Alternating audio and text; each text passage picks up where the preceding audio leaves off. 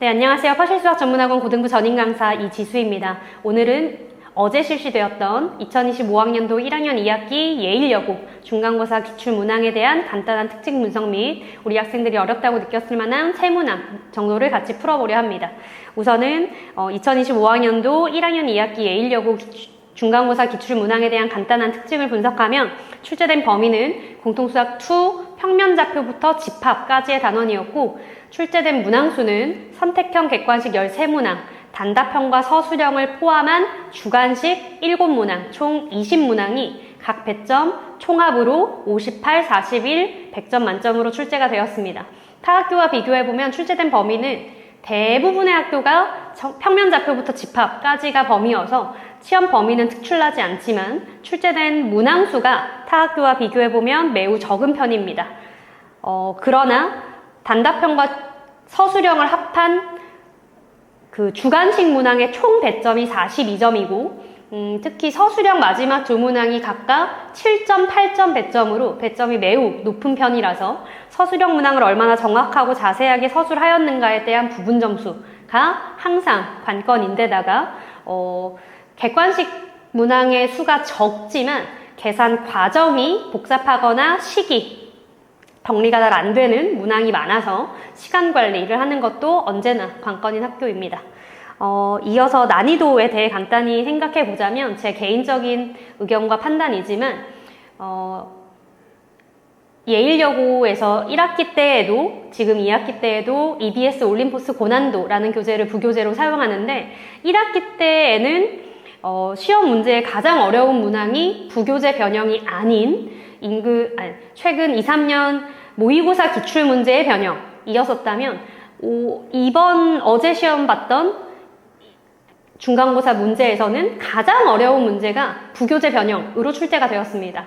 다른 말로 표현하면 부교재 반영 비율이 1학기 때와 비교해서 매우 높아졌음에도 우리 학생들의 체감 난이도는 오히려 더 높지 않았을까라고 예상합니다. 뭔 소리냐면 부교재를 대부분이 아니죠. 아마 시험 대비를 하는 모든 학생들이 필수의 교재로 반드시 학습을 했겠지만 부교재에서 변형되어 출제된 문항이 매우 어려운 문항이었어서 부교재를 한두 번 풀어본 것만으로는 정말 완벽하게 본인의 것으로 만들지 못한 학생들이 대부분이었을 거라고 생각하고, 따라서 이 문제 부교재에서 살짝 보긴 했는데 풀이 방법이 너무너무 복잡하고 어려웠었던 것 같다 여서 다음 문항으로 먼저 넘어간 학생들이 절반이거나, 또는 시도는 좀 하였으나 디테일한 풀이 과정이 기억이 안 났거나 했을 수도 있고, 또는 부교재 학습을 한두 번 했지만 부교재를 정말 완벽히 익힌 게 아니어서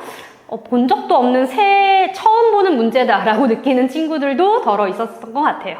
그래서 부교재에서 변형되어 어려운 문제가 출제가 되었으나 부교재 학습을 조금 게을리하거나 소홀히 했다면 체감적인 난이도는 매우 높았을 것으로 생각합니다.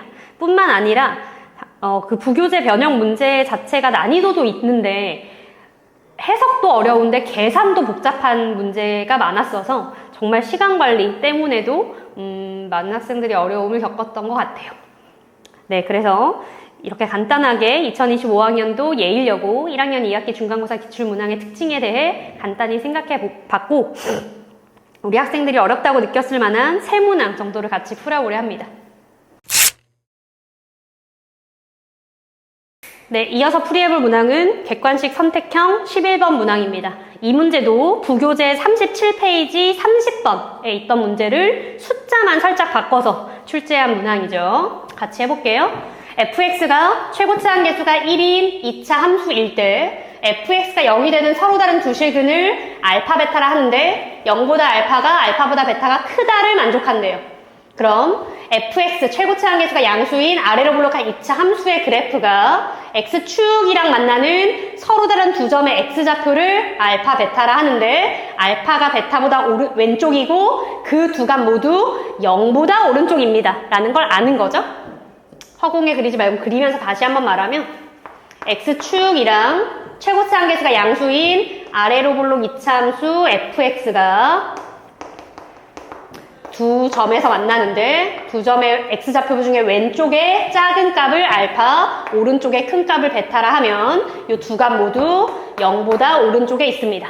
라는 걸 안다는 거죠. 그럴 때 gx라는 함수는 x가 알파보다 작으면 위, x가 알파보다 크거나 같으면 아래 하는 함수인데 알파가 fx의 x절편 중에 왼쪽의 x의 값이니 요 점에서 긋는 세로선의 이름이 x는 알파인 거잖아요. 다시 말해 요 주황색 세로선보다 오른쪽의 x범위에서는 x가 알파보다 크거나 같은 범위에서는 fx 그대로를 그리는 게 gx 그래프이므로 주황 세로선보다 오른쪽에서는 f의 그래프 그대로를 그리는 거예요. 근데 x가 알파보다 작을 때, 주황색 세로선도 왼쪽일 때에는 요 위의 식을 함수식으로 한 함수의 그래프를 그린다 이 말인 거죠. 그게 어렵지만 y는 해서 떼와보니 y는 마이너스 f 마이너스 x 풀 3알파로 fx랑 완전 상관없는 게 아니라 뭐 조금 비슷하게 생겨 먹었긴 합니다. 그죠? 양변에 마이너스를 곱하여서 다시 생각하면 마이너스 y는 f 마이너스 x 플러스 3알파로 괄호 안에 있는 x를 마이너스를 묶어서 말하면 마이너스 y는 f 마이너스 x마 3알파로 위의 식을 y는과 연결한 함수의 식은 y는 fx의 식에 x 앞에 부호와 y 앞에 부호가 모두 바뀐 식일 뿐 아니라 x 뒤에 x마 3알파를 통으로 대입한 식인 거죠.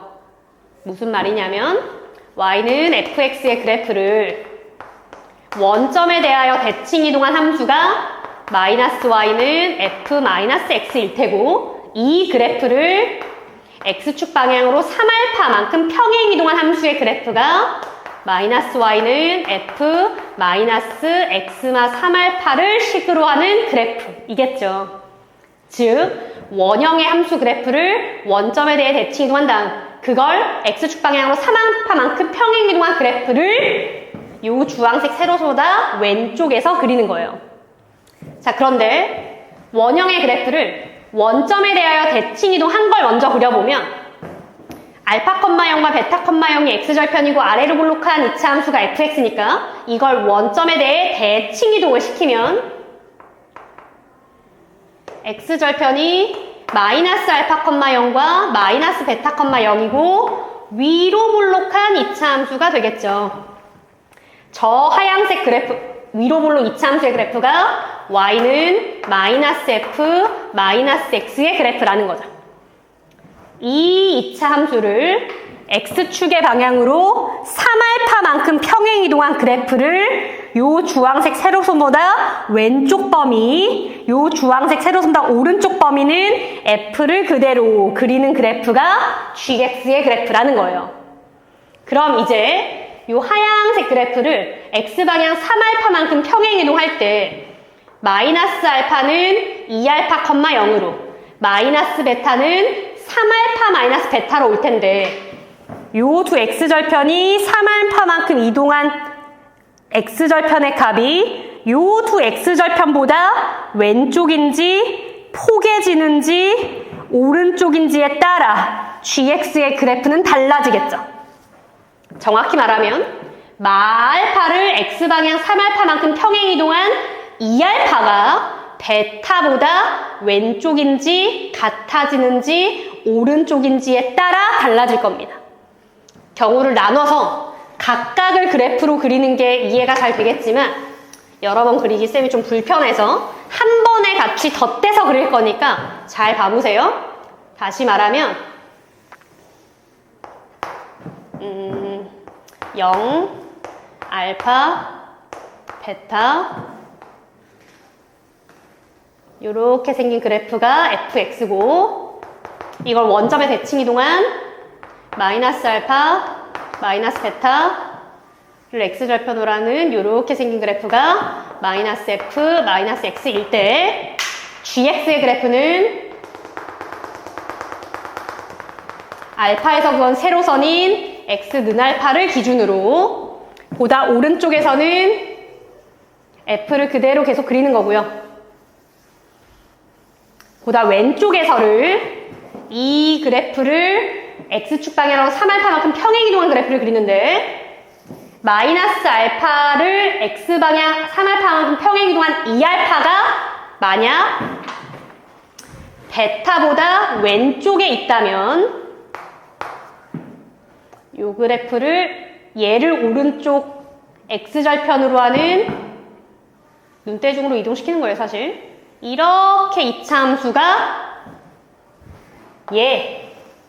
였다면 2알파가 베타보다 작다 였다면 gx의 그래프는 빨간 세로선 왼쪽에서는 노랑을 그리는데 빨간 세로선보다 오른쪽에서는 빨강을 그립니다가 된다는 거죠.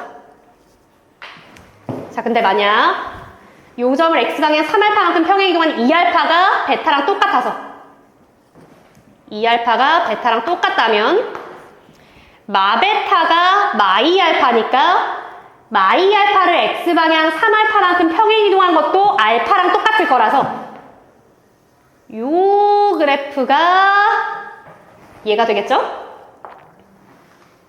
그럼 이제 gx는 빨강 세로선보다 오른쪽일 때는 빨강 그대로인데 빨강 세로선보다 왼쪽일 때는 주황을 그리세요니까 계속 빨강으로 덧대면 좀 헷갈릴까요? 초록으로 할게요. 요렇게가 gx가 되겠죠? 마지막 마알파를 x방향 3알파만큼 평행이동한 2알파가 베타보다 오른쪽으로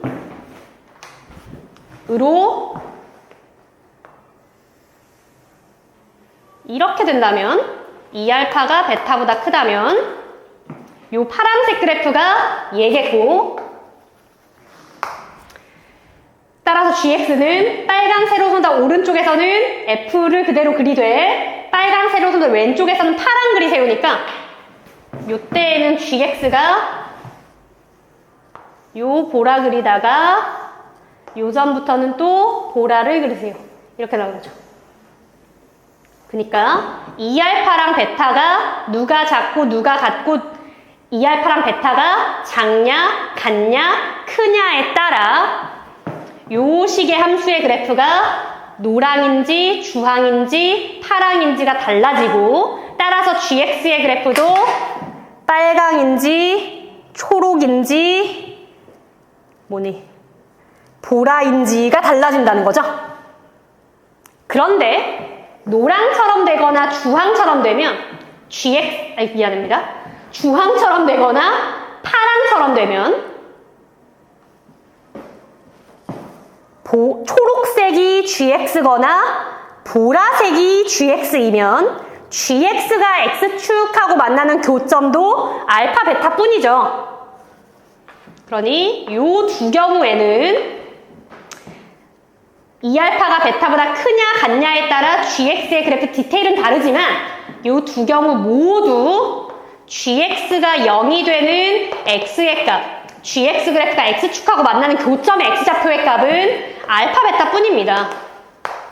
알려준 힌트는 gx가 0이 되는 서로 다른 모든 실근의 합과 곱이 8과 0이다 라고 하였는데 이 두 경우는 모두 gx가 0이 되는 근이 알파 베타밖에 없으니까 알파 베타 덧셈한 게 8이고 알파 베타 곱셈하면 0이다 이 말인 거죠.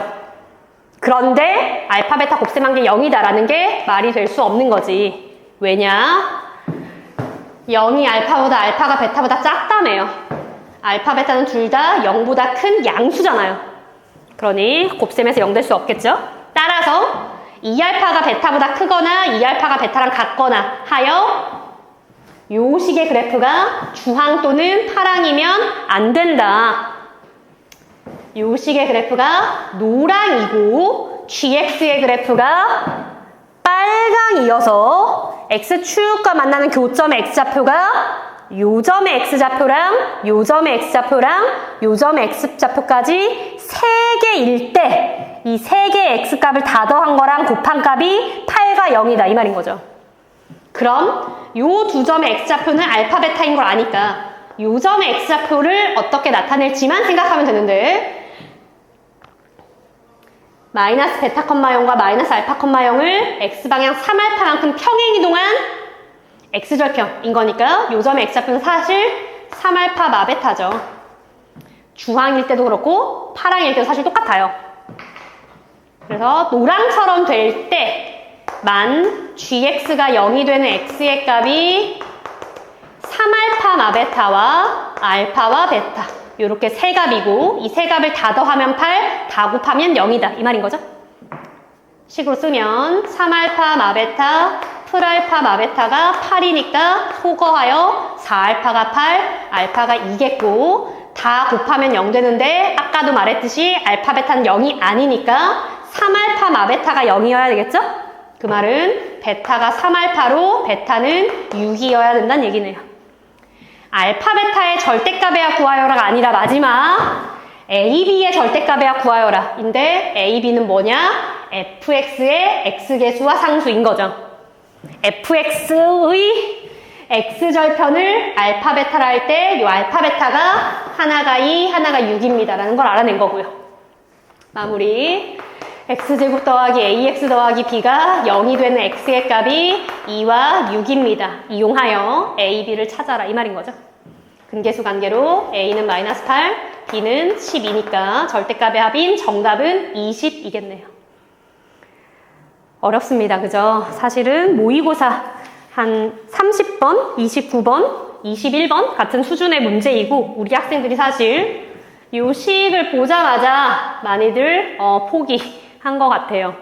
부교재에 있는 숫자만 바꾼 문제인데도 부교재를 풀 때에도 정말 억지로 해서 정말 정확히 이해하지 않았는데도 한번 어쨌든 뭐 해설을 보고 별표 했던 거를 2번, 3번 봐서 완벽히 익혔어야 되는데 그렇게 잘 하지 못하는 습관인 게 아쉽습니다.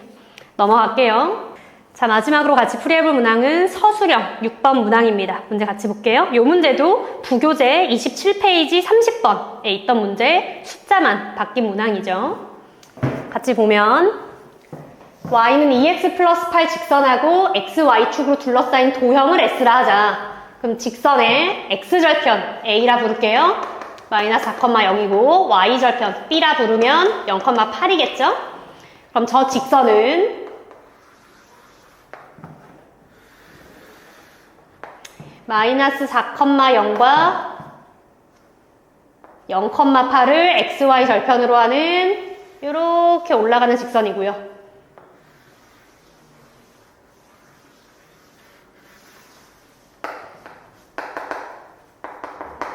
L직선이라 편의상 부를게요.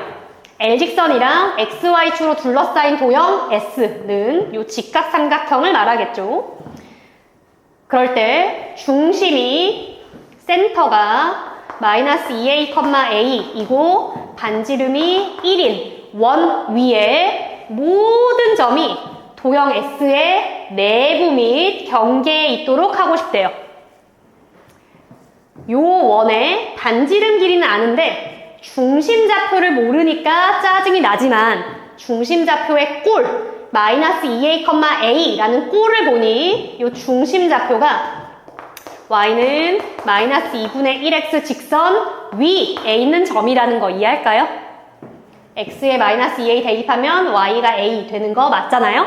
다시 말해 이 원은 y는 마이너스 2분의 1x 즉 원점을 지나면서 마이너스 4,2인 요 점을 지나가는 요 직선 M직선이라 부를까요? M직선 위에 중심이 있으면서 반지름이 1짜리인 원입니다. 근데 1이라고 하는 값은 어느 정도냐면 내가 지금 좌표에 찍은 점을 기준으로 생각하면 마이너스 4,2 요 점의 y좌표가 2니까 원점하고 요 점 사이 간격을 반띵한 요만큼의 길이가 1이겠죠?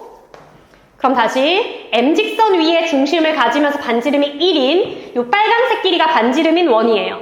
예를 들어 M직선 위에 중심이 원점이라면 요 원은 원점을 중심으로 하고 빨간색 길이를 반지름으로 하는 요런 원을 말하겠죠. 이 원, 내가 지금 그린 빨간색 원이 S S의 경계 및 내부에 C1의 모든 점이 있나요? 아니죠. 바깥에 나가 있는 점이 훨씬 더 많잖아요. 그러니 요 원의 중심이 M직선 위에 있는데 원점이면 안 되는구나 이겠죠.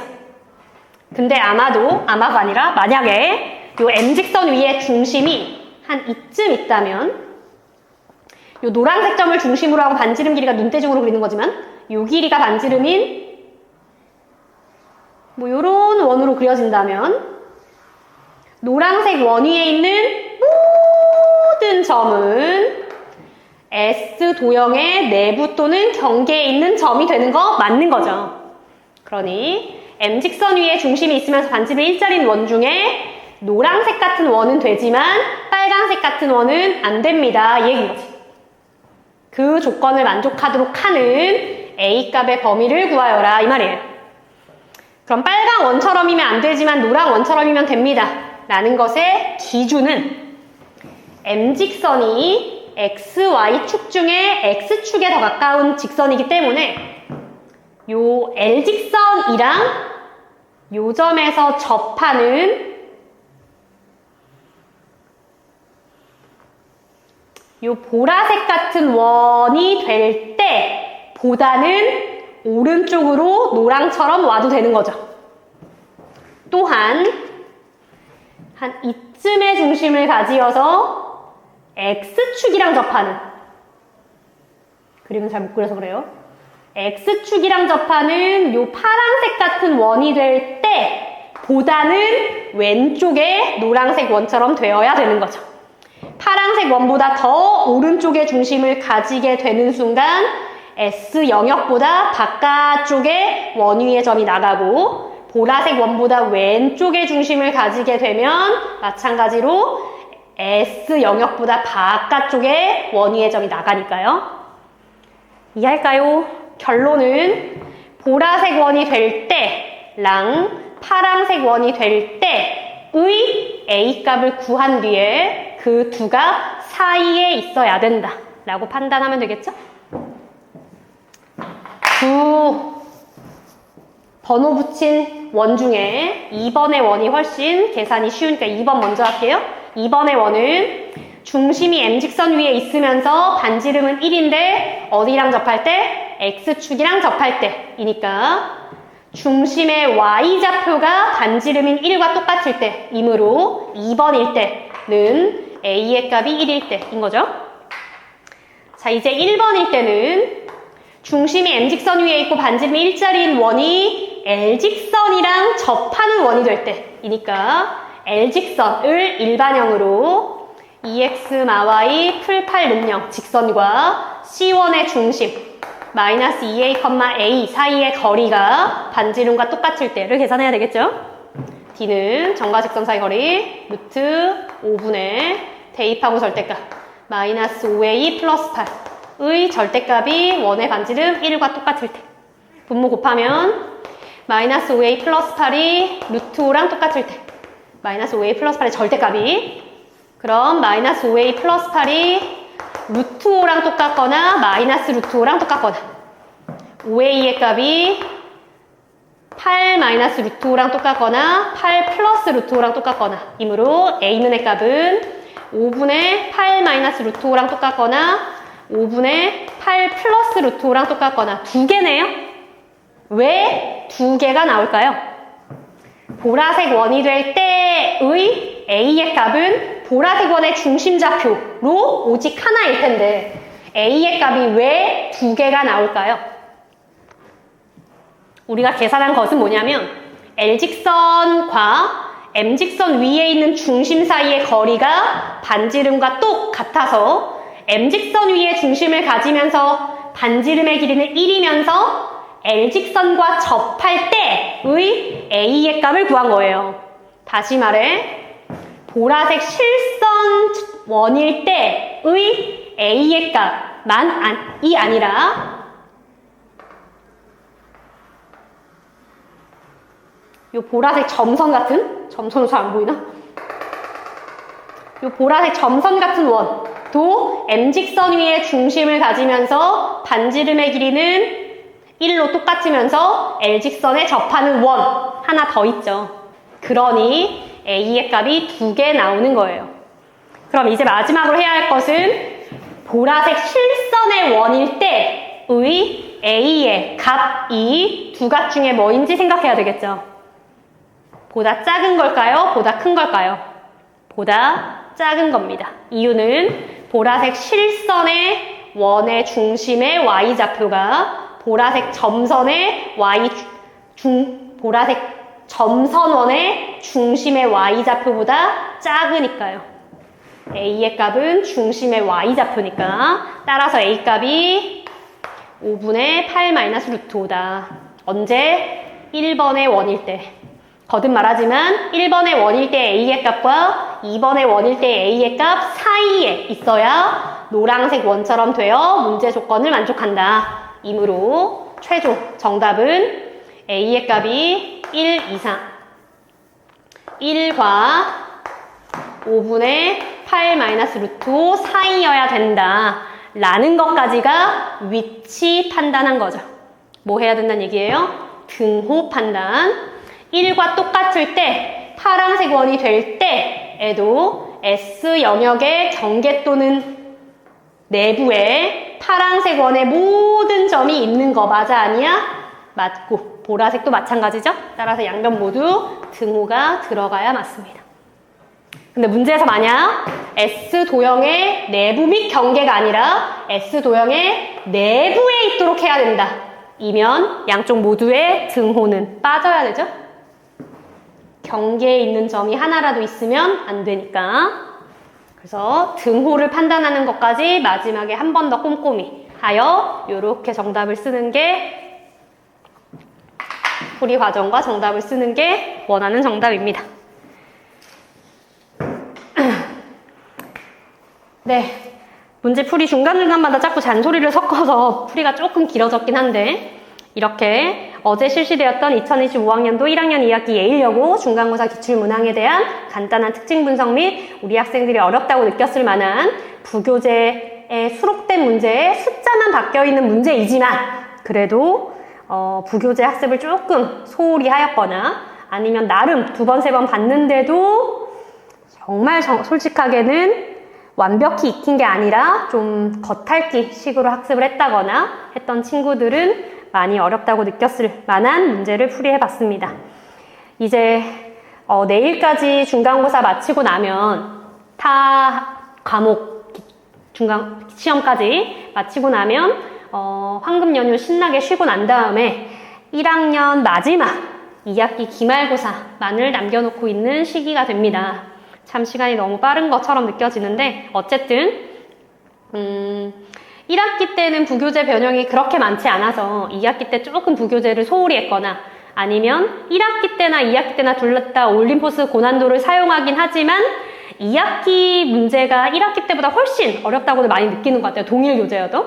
그래서 우리 학생들이 부교재를 좀 많이 소홀하게 했던 것 같은데 그래서 이번 중간고사 때 조금 부교재를 정말 열심히 봐야겠구나 라는 생각을 좀 하였다면 황금 연휴에 물론 가족들과 즐겁고 행복한 시간 보내야 되지만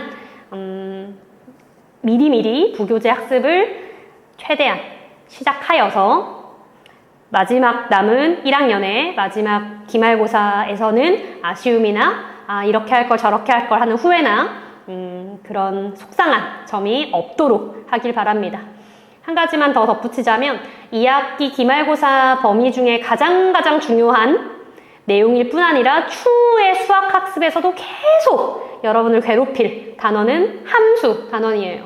따라서 함수의 그래프에 대해 생각할 뿐 아니라 이제 공수2에서 도형의 이동도 배웠기 때문에 함수의 이동도 같이 그래프로 생각하면서 고난도 문제 풀이를 정말 많이 연습을 해야 합니다. 우리 친구들 함수 단원에서 포기하지 말고 추후의 학습에도 너무너무 중요한 단원이기 때문에 쌤도 기말 대비 수업하면서 너무너무 강조할 거지만 함수의 그래프 부분에 대한 정말 용어의 기본 이해뿐 아니라 함수의 그래프에 대한 충실한 이해를 열심히 노력해 보길 바랍니다. 네, 조금 길어졌긴 한데 끝까지 시청해 주셨으면 좋겠습니다. 감사합니다. 마칠게요. 감사합니다.